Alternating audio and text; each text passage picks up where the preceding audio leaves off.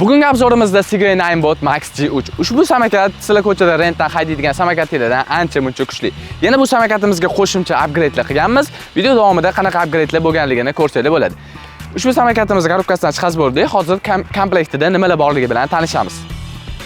Bu yerda birinchisi bizda zaryadnigimiz, shu O'zbekiston standartiga mos keladigan zaryadnig ham chiqadi ichidan. Yana qo'shimcha bu yerda 3 ta kabel chiqadi. Bular sizlarga kerak bo'lmaydi. Keyingisi bu yerda rulni qotirishga 5 ta bolt chiqadi. O'zi bizga 4 ta kerak, shunga bu yerda bitta zapasi bilan ortib qolgan. Bu nasos urayotganda qo'shimcha ishlatilgan uдлинитель kabelasi ham bo'ladi. Bu yerda bo'lsa o'sha rulni yoki boshqa boltlarni qotirish uchun har xil kulishlar chiqadi. Ana endi ushbu samokatimizni aktivatsiya qilib haydashga tayyorlab olamiz.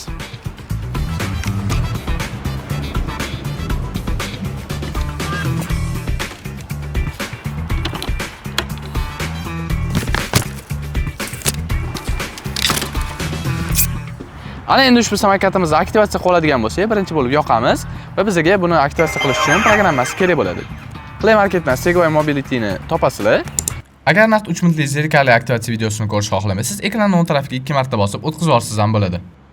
Skajat qo'yganingizdan keyin bu yerda akkaunt ochishingiz kerak bo'ladi. Sizlarga maslahat beraman, registrga bosganingizdan keyin Google orqali registratsiya qilishingizni maslahat beraman, chunki samokatingiz akkauntingiz ulanadi, keyinchalik yo'qolib qolganda ham shu orqali topishingiz mumkin, yokida boshqa odamga sotayotganingizda ham bundan uzib keyin berib yuborishingiz kerak bo'ladi, yo'qmasam keyingi olgan odam o'zini telefoniga ulolmasligi mumkin.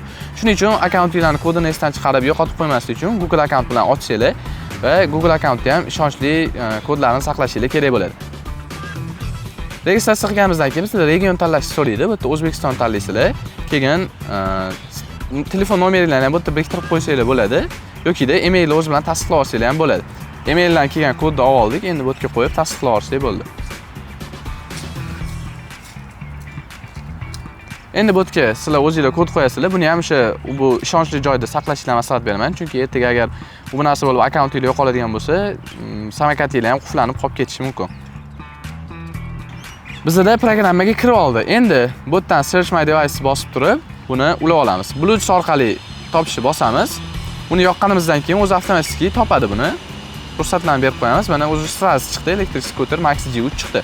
Uni bosganimizdan keyin bu yerda skuterdan ruxsat so'raydi. Bu yerda men bitta pastki knopkani bosib olsak bo'ldi. Bu yerda telefonni ham ko'rsatadi hozir.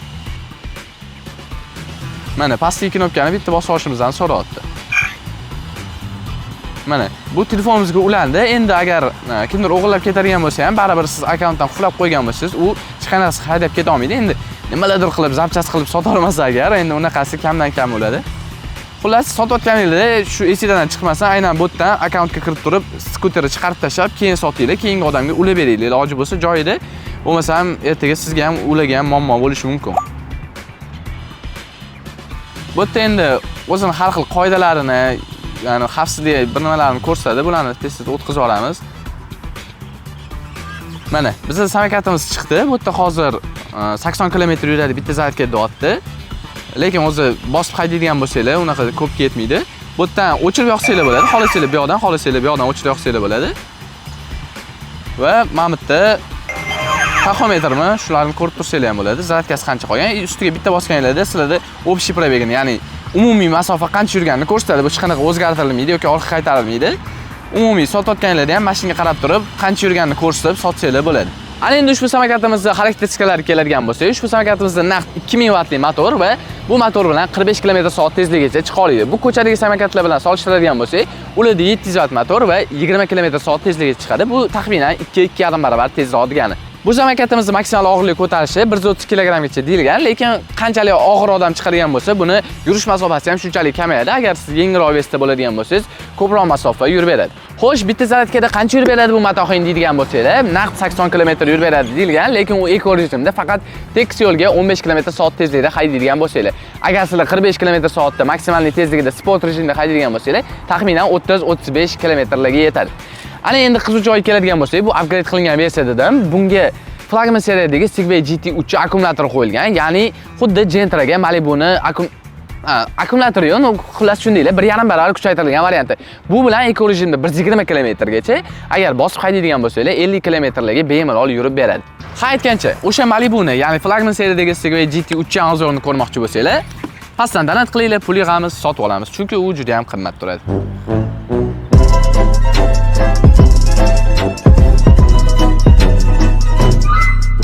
Hozir albatta like bosib obuna bo'lib qo'ysanglar bo'ldi. Yangi yilgacha uni ham olib kelib arzon qilmoqchiman. Va albatta Gentle bilan Malibu'ni jangini ham ko'rasizlar. Ana endi quvvatlash portlariga keladigan bo'lsak, ushbu samolyotimizni ikkita port bor. Birinchisi ichki, ya'ni bunda hech qanaqa blok pitaniyalarsiz, shunchaki kabelni o'zini olib yursanglar bo'ladi va o'zini ichki blok pitaniyasi bilan taxminan 3,5 soat atrofida to'ldirib beradi. Ikkinchi portga keladigan bo'lsak, bunga qo'shimcha blok pitaniya ulab turib, yana taxminan 1 soat tezroq to'ldirishingiz mumkin, lekin bu aslida qo'shimcha akkumulyator ulashga mo'ljallangan. Ya'ni Sigway o'zi chiqargan akkumulyatorni olasizlar, shu portga orqadagi kabel bilan ulab turib, mana bu ikkita boltni yechib, qotirib qo'yishadi bo'ldi. Bu bilan taxminan akkumulyatorlar deyarli 2 barobarga ko'payadi va uni plyus tomoni tepasida Type-C porti ham bor. Type-C porti bilan bemalol yo'lda telefoninglarni zaryadga qilsanglar ham bo'ladi. Men o'zi boshida klientimizga shu variantni taklif qildim, ham kattaroq batareyka, ham narxi arzonroq bo'lgani uchun shuni taklif qildim, lekin yo'q, oyog'imga tegib qoladi dedilar. Aslida Sigway bilan hisob-kitobini qilgan, oyog'iga unaqa xalaqit bermaydi, tepasida turadi. Lekin baribir klientimiz kaprizni ekanlar, shunga GT3 Pro ni akkumulyatorni qo'yishga majbur bo'ldik. Xullas, keyingi mavzuga o'tamiz. Ana endi dizaynga keladigan bo'lsak, ushbu samolyotimizni bo'yi 130 cm, eniga 120 cm va oyog'imiz turadigan qismi 20 cm ga 60 cm. Va pastdan clearance o'zbekcha variantini topa olmadim. Shu yerdan samolyot tegicha bo'lgan masofa taxminan 14 cm atrofida. Bu ko'chada turadigan samolyotlardan ancha baland. Bu bilan har xil do'ngali yo'llardan ham bemalol o'tib ketsanglar bo'ladi. Ana endi pastdan boshlaydigan bo'lsak, bu yerda naqd 11 dyumli shinalar o'rnatilgan. Shinalar teshilishga qarshi himoyasi bor. Bu agar kichkina mix yoki shunga o'xshagan narsalar kiradigan bo'lsa, ichidagi suyuqlikni uni to'ldirib, havoni chiqib ketmasligiga yordam beradi. Ana endi bo'lsa, tormozlarga keladigan bo'lsak, bu yerda 120 mm lik tormoz diskalari bo'ladi, lekin biz buni upgrade qilib 140 mm liga almashtirganmiz. Bu bilan yanada yaxshiroq tormoz oladigan bo'ladi. Undan keyingi pachvinini o'zbekchasini topa olmadim. Shuningdek salniklari bor. Salnik ya'ni pachviniga suv kirib ketmasligini oldini oladi. Bu yomg'irli holatlarda yoki qishda haydaydigan bo'lsangiz juda ham kerak narsa.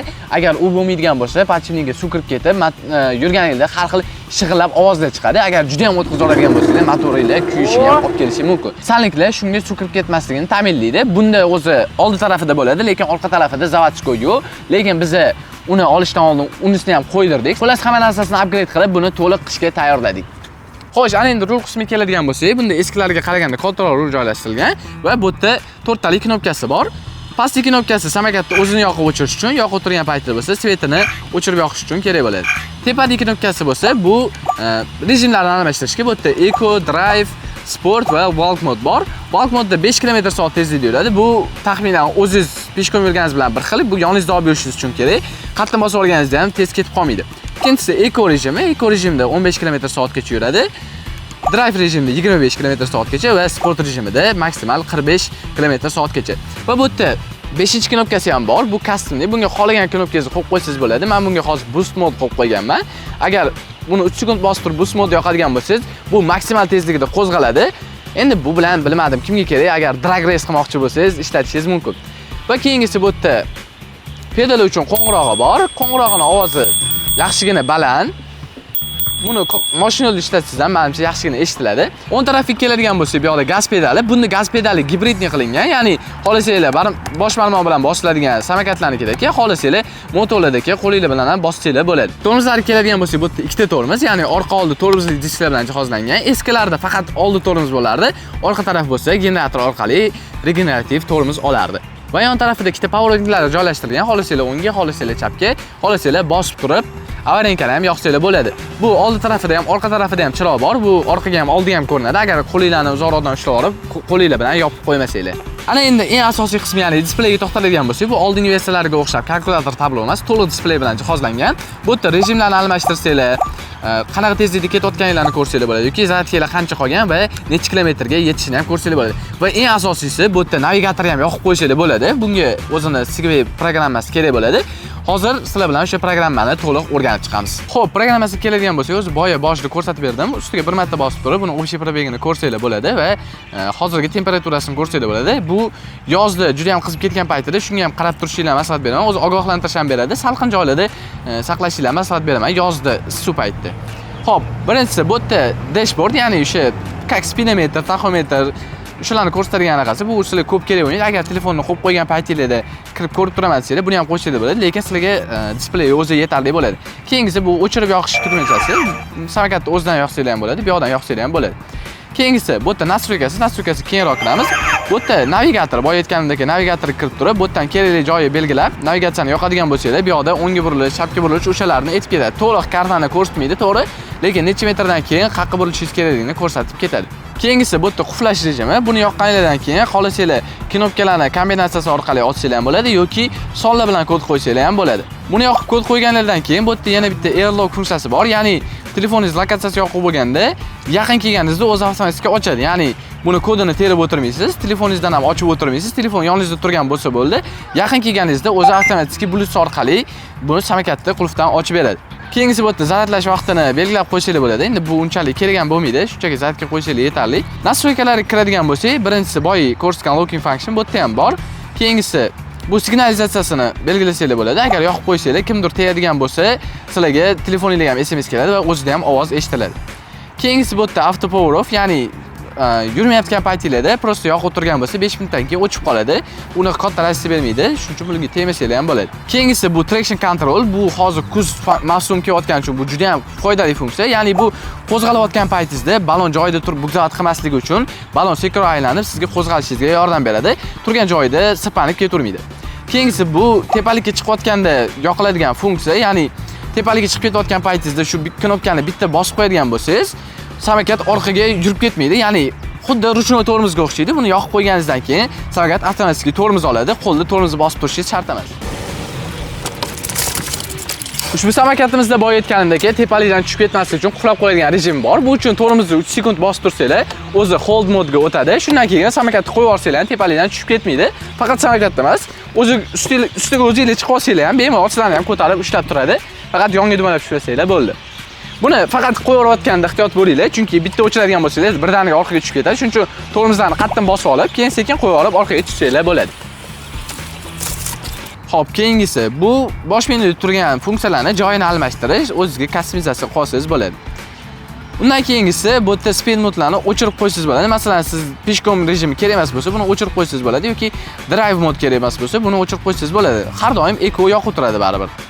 Keyingisi bu yerda tezlikni o'zingiz nastroyka qilsanglar bo'ladi. Masalan, ecoda maksimal 12 gacha chiqadigan bo'lsa, buni 10 ga yoki boshqaga tushirib qo'ysanglar bo'ladi.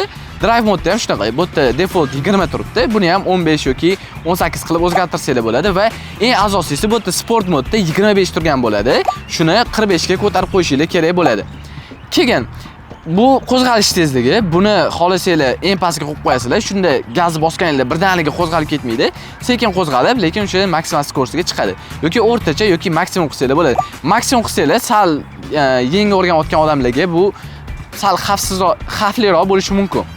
Boost function bu boya ko'rsatganim, bu yerdan o'chirib qo'yadigan bo'lsanglar, mana bu yerdan bosib turganingizda ham boost function yonmaydi. Keyingisi bu yerda start speed, ya'ni bu default 3 ta turgan bo'ladi. Samokatni ozgina qo'zg'alib yurib olganingizdan keyin gazni bossanglar ishlaydi.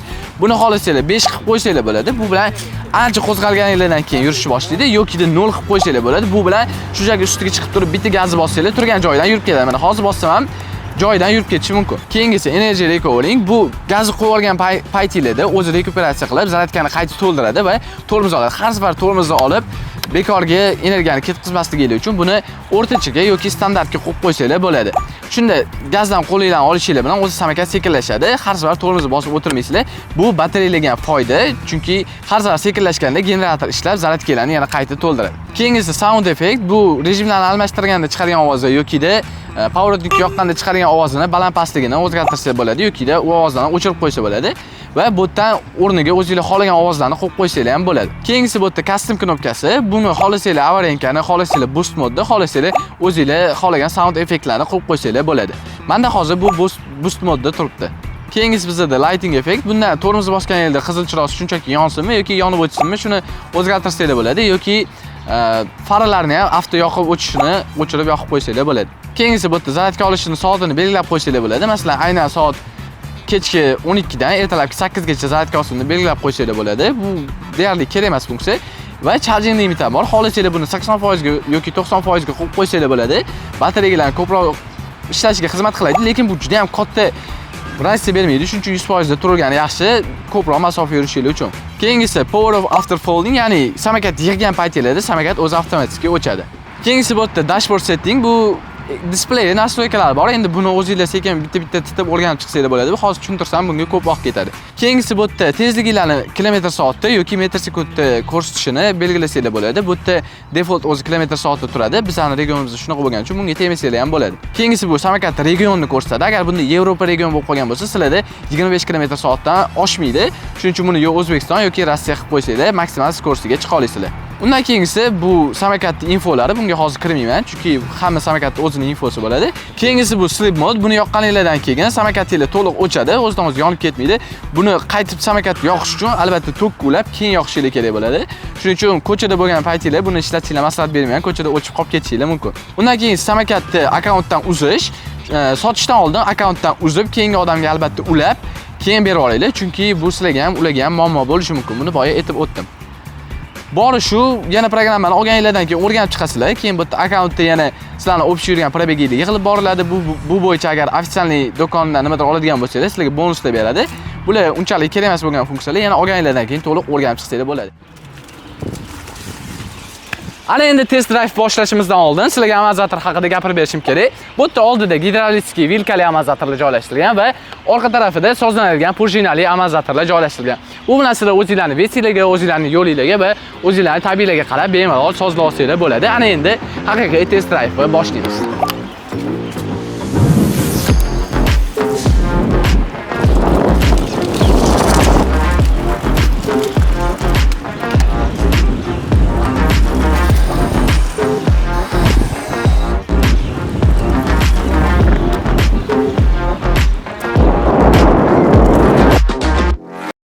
Endi ushbu samokatimizning rejimlariga to'xtaladigan bo'lsak, bu yerda 4 rejim bor. Birinchisi bu walk mode, ya'ni piyoda rejim degan bo'ladi. Bu bilan ko'proq samokatni yoningizda olib yurishingizda qulay, chunki 5 km/soat tezlikdan oshmaydi. Keyingisi bo'lsa bu eco mode. Eco modda 12 km/soat tezlikka chiqadi. Bu bilan ko'proq odam gavjum joylarda yurishingizga maslahat beraman, chunki bundan tez yurishingizda ozgina xavfli bo'lishi mumkin. Keyingisi bo'lsa bu drive mode. Bu 20 km/soat tezlikka chiqadi. Ko'proq shu rejimda yursanglar yaxshi, chunki shahar uchun eng ideal tezlik shu. Keyingisi bo'lsa bu sport rejimi. Sport rejimda 45 km/soatgacha chiqadi. Agar yangi o'rganayotgan bo'lsanglar, bu rejimda yurishinglarni tavsiya qilmayman, chunki bu ozgina xavfli bo'lishi mumkin. Va keyingisi mana ko'rib turganingizdek, hamma 4 ta rejimni ham bittada solishtirib ko'rsatdik. Undan tashqari bu samokatda ko'chadagi Yandex samokatlari bilan solishtirib ko'rdik. 1 2 3 To'g'ri, o'zi bu samokatni ko'chadagi Yandex samokatlari bilan solishtirish o'zi xato edi, chunki bu samokatimizning motori ham naqd 2 barobar kuchli va tezligi ham naqd 2 barobar baland. 1 2 3 Lekin videoni boshida sizlarga bu ko'chada ko'rgan samokatinglardan emas deb qo'yganim uchun albatta buni amaldan ko'rsatib berishim kerak deb o'yladim. Shuning uchun ikkalasini olib kelib test qilib ko'rdik. Lekin yana bitta narsani unutishimiz kerak emas, bu 2 barobar kuchli bo'lgani bilan narxi ham naqd 2 barobar qimmat. Shuni ham hisobga olishimiz kerak deb o'ylayman.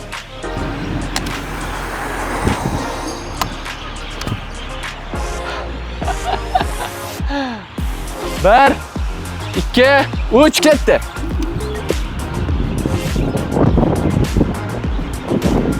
Va qo'shimchasiga bu yerda sport moddan tashqari boost mod ham qo'shilgan. Boost mod nima deydigan bo'lsanglar, boost modni yoqqan paytingizda motor ham eng maksimum kuchda ishlaydi va batareyalardan ham maksimum tok talab qiladi. Shuning uchun bu rejimda har doim ham yurishinglarga maslahat bermayman. Faqat endi kim bilandir shunaqa drag race qilib ko'rmoqchi bo'lsanglar, ishlatsanglar bo'ladi, lekin u batareyani yo'ng'isi tushishiga sabab bo'lishi mumkin. Uni o'zi shundoq ham doim ham ishlata olmaysizlar, faqat to'xtab turgan paytingizda yoqsanglar bo'ladi.